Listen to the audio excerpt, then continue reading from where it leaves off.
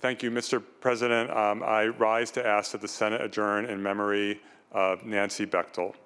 It's with great sadness that we remember Mrs. Bechtle, but also with great joy, given her leadership in San Francisco and her contributions to our community. She died at the age of 83.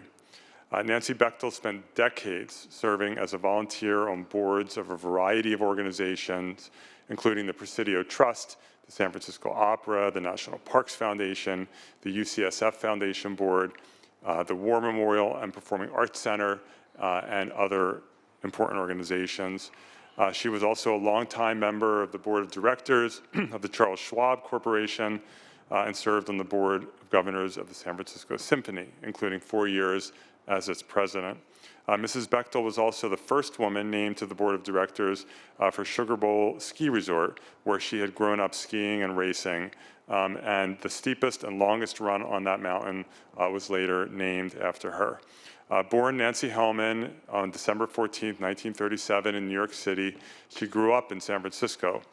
She was often confused with being part of the Bechtle family of the San Francisco construction engineering fame, but she wasn't. Her great-grandfather, Isaiah Hellman, built up 3 major banks, including Wells Fargo. Her father, Mick Hellman, was an Army officer in World War II, and her mother, Ruth Koshland, was a quote-unquote WASP, a woman Air Force service pilot, 200 of whom were finally awarded the Congressional Gold Medal just last year. Mrs. Bechtle graduated from Catherine Delmar Burke School in 1955 and entered Stanford University.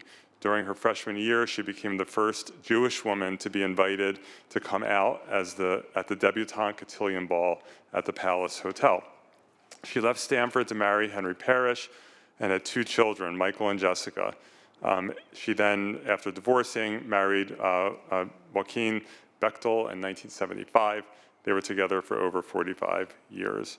In 2010, President Bush appointed her as chair of the Presidio Trust Board of Directors, and she was later reappointed by President Obama. In her many roles, she studied the issues, she called the shots as she saw them, she made decisions and stuck to them, and she was incredibly tough. She had a great sense of humor, and she will be incredibly missed in San Francisco.